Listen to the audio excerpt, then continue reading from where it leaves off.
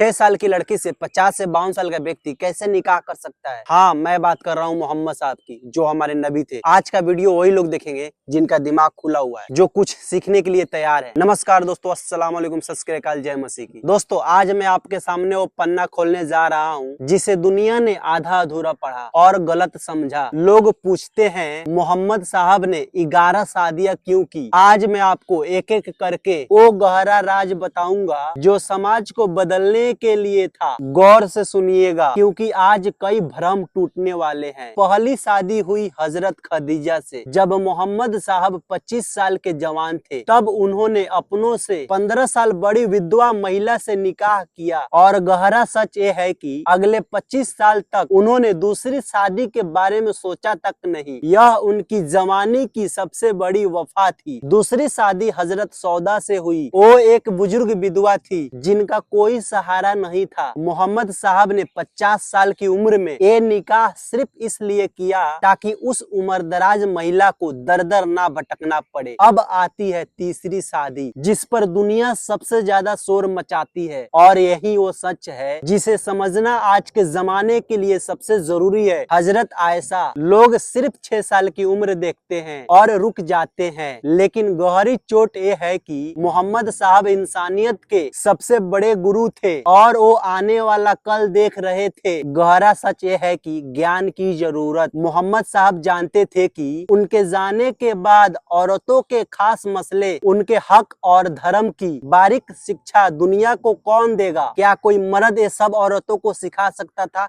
नहीं। इसके लिए एक महिला उस्ताद की जरूरत थी। अब एक ऐसी लड़की चाहिए थी जिसका दिमाग एकदम कोरा कागज हो, जो बिजली जैसी तेज हो और जो उनके हर शब्द, हर इशारे को अपनी यादाश्त में कैद कर सके। हजरत आयशा में वो सारी काबिलियत थी। एक बड़े लक्ष्य की तैयारी। यह निकाह सिर्फ पत्नी बनाने के लिए नहीं था, यह उन्हें एक रूहानी गुरु की तरह तैयार करने का एक बड़ा मिशन था। वो उनके साथ रही, हर बात सीखी, हर कानून समझा। निकाह बचपन में हुआ, साथ रहना 9 साल की उम्र में शुरू हुआ। नतीजा ये हुआ कि मोहम्मद साहब के जाने के बाद हजरत आयशा ने 44 साल तक पूरी दुनिया को धर्म सिखाया। उन्होंने 2000 से ज्यादा ऐसी बातें बताई जो कोई और नहीं जानता था। चोट ये है कि अगर उन्होंने किसी बड़ी उम्र की या कमजोर दिमाग वाली औरत से निकाह किया होता, तो आज औरतों के हक और उनके मसलों का आधा ज्ञान दुनिया को कभी पता ही नहीं चलता। वो सिर्फ पत्नी नहीं, दुनिया की सबसे बड़ी महिला विद्वान थी। उन्होंने एक छोटी सी लड़की को अपनी रूहानी ताकत से दुनिया की सबसे बड़ी गुरु बना दिया। क्या कोई भी बुद्धिमान इंसान ऐसी दूर की सोच रख सकता है? चौथी शादी हजरत हफ्सा से हुई। उनके पति शहीद हो चुके थे और ये उनके सबसे पक्के दोस्त उमर की बेटी थी। इस निकाह ने दोस्ती को रिश्तेदारी में बदल दिया। पांचवी और छठी शादी हजरत जैनब बिनते खुजैमा और हजरत उम्मे सलाम से हुई। ये दोनों विधवाएं थी। जैनब गरीबों की बहुत सेवा करती थी, वहीं उम्मे सलाम के छोटे छोटे बच्चे अनाथ हो गए थे। मोहम्मद साहब ने निकाह करके उन अनाथ बच्चों को अपना नाम और बाप का साया दिया। सातवीं शादी में एक बड़ा सामाजिक बदलाव था। उन्होंने हजरत जैनब बिनते जहज से निकाह किया। वो उनके गोद लिए बेटे की पुरानी पत्नी थी। उस दौर में लोग समझते थे कि गोद लिया बेटा सागा होता है, लेकिन मोहम्मद साहब ने इस पुरानी और गलत रस्म को खुद पर झेलकर खत्म कर दिया ताकि अनाथों का रास्ता साफ हो सके। आठवीं और 9वीं शादी जंग रोकने के लिए थी। हजरत जुबेरिया एक दुश्मन कबीले की बेटी थी और हजरत सफिया दूसरे घराने की। इन शादियों का गहरा सच ये है कि निकाह होते ही बरसों पुरानी दुश्मनी एक पल में खत्म हो गई और खून की प्यासी तलवारें मयान में चली गई। 10वीं शादी दुश्मन के घर में शांति लाने के लिए थी। उन्होंने हजरत उम्मे हबीबा का हाथ थामा, जो उनके सबसे बड़े दुश्मन की बेटी थी। जब दुश्मन की बेटी घर आ गई तो नफरत अपने आप खत्म हो गई। यह शांति का एक बहुत बड़ा राजनीतिक कदम था। और 11वीं शादी हजरत मैमुना से हुई। इनके जरिए बड़े खानदानों से रिश्ते सुधारे गए ताकि शांति बनी रहे। दोस्तों, इसे ऐसे समझो जैसे गांव में दो बड़े खानदानों के बीच पुरानी दुश्मनी हो तो सुलह कराने के लिए शादियां कर दी जाती है ताकि खून खराबा रुक जाए। मोहम्मद साहब ने यही किया। उन्होंने अपनी खुशियों के लिए नहीं बल्कि दूसरों का घर बसाने और समाज में शांति लाने के लिए ये जिम्मेदारियां उठाई। अब हजरत हिसाब लगाइए, 11 में से 10 औरतें विधवा या बुजुर्ग थी, सिर्फ एक कुंवारी लड़की थी आयशा। अगर उन्हें खूबसूरती चाहिए होती तो वो जवान लड़कियों को चुनते, लेकिन उन्होंने विधवाओं, अनाथ बच्चों की माओं और दुश्मन की बेटियों को चुना ताकि औरतों को इज्जत मिले, जंग रुके और इंसानियत का भला हो। उन्होंने शादियों को मौज मस्ती नहीं बल्कि इंसानियत का ढाल बनाया। अगर ये गहरा सच आपको समझ आया हो तो इसे फैला दीजिए। दोस्तों, कुरान शरीफ ही नहीं, दुनिया की कोई भी किताब रटना नहीं होता है, उसको समझना होता है। मोहम्मद साहब को मानना नहीं होता है, उनको जानना होता है। जय हिंद, जय भारत।